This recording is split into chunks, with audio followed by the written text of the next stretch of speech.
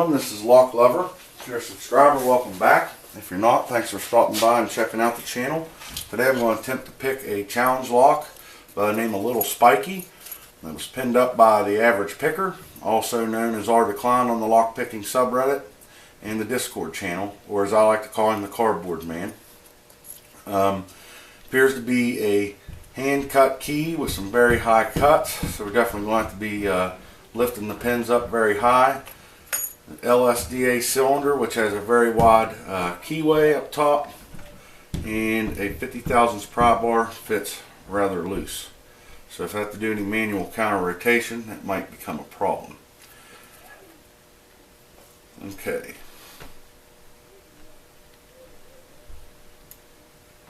Pin 1 gave us some rotation of the core.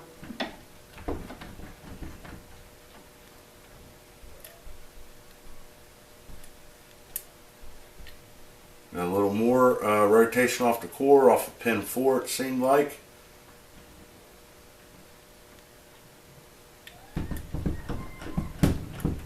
Sorry for the noise upstairs, the kids are home from school.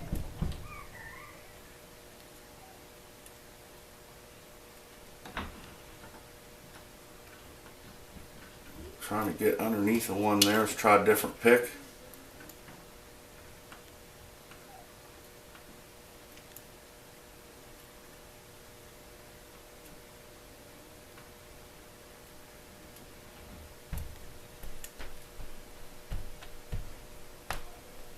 Getting a little rotation back there.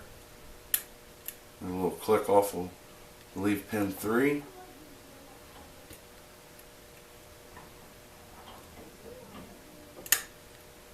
Pin 2.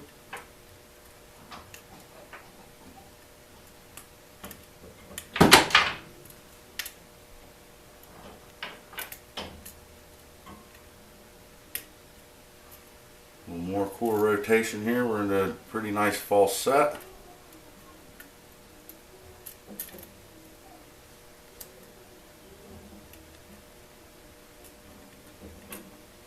A little deeper false set.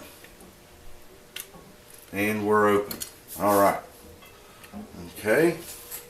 I'll zoom out the camera here a little bit.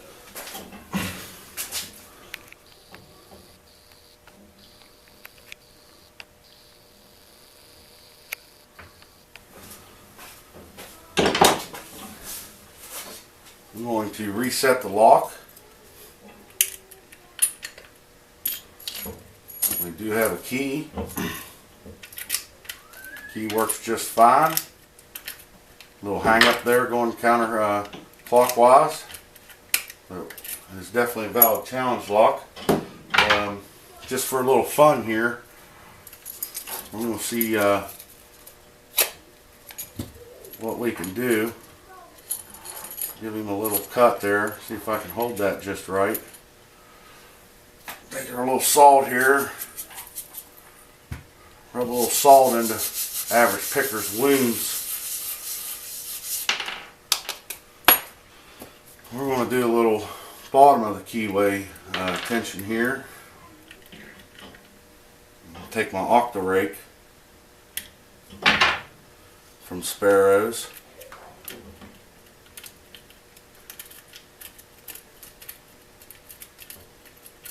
And we've got an open. Okay, so that's not a big deal. We all like the SPP. I'm just trying to have a little fun there with the Average Picker.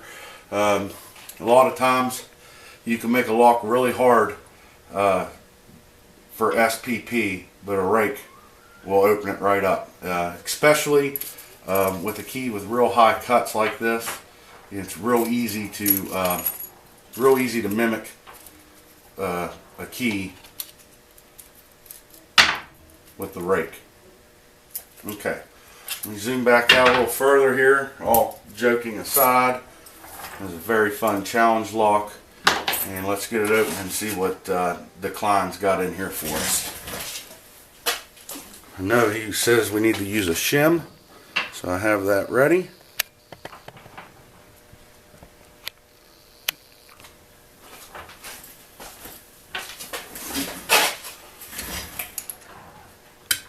Get my vise out of the way. We'll go ahead and lock it back up since I have the key. I have the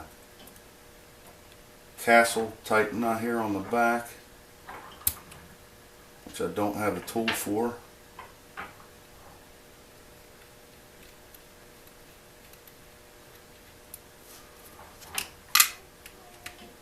Make sure we dump the spring out for that.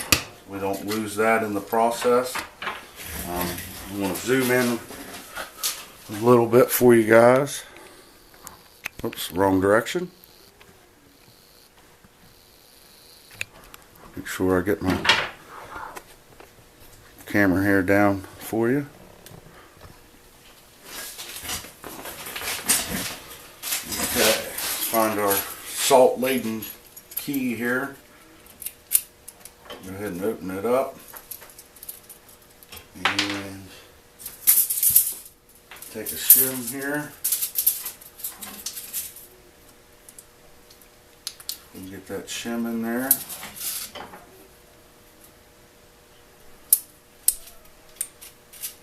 Really only need that shim for the very back of the plug where the threading is. I'm going to try and get it in there for us. So what I'm going to do is I'm going to walk the, whoops, I just dropped the key pins out of it by turning it too far. I know that he sent me a picture because I asked for it, and I did this before. Let me go ahead and drop the rest of them out. I do know how they go. Okay, you thought I'd learn from my mistake on this. However, I did not.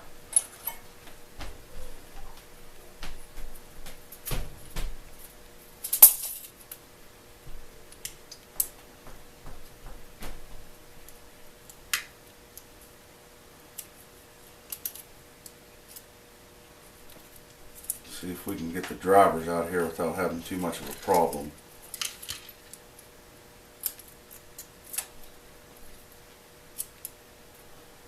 At least catch a couple of them. I do know how they go. I've had this lock apart once already.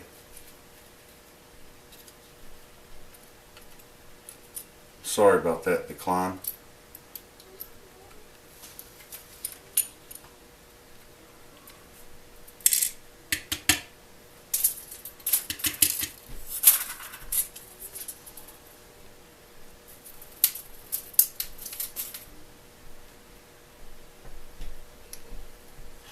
I know that this spiky pin here in the back is definitely number 4.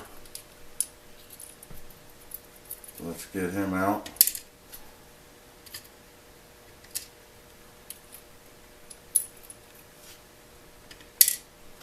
The standard goes in 5.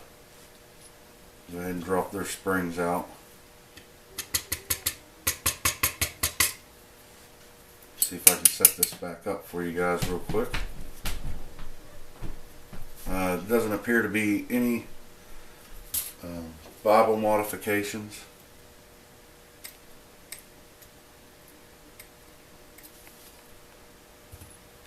Okay.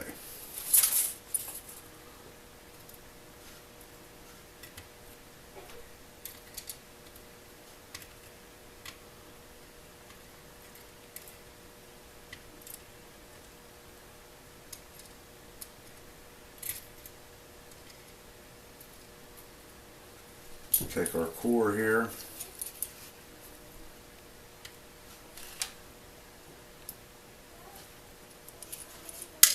Quick trial and error. Standard in 1.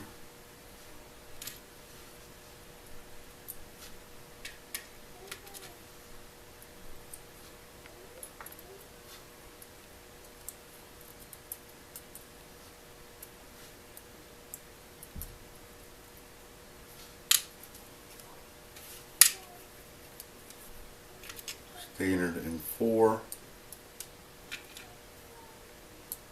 Okay, I believe I have it all back together right here. And if I don't, I will double check it on the picture, and I'll include it at the end of the video. Once again, I apologize for the error of my ways. Oops.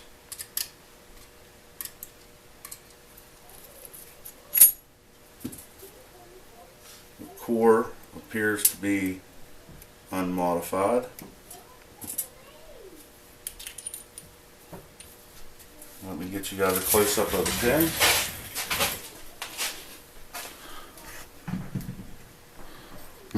Sorry if I had that out of frame maybe a little bit.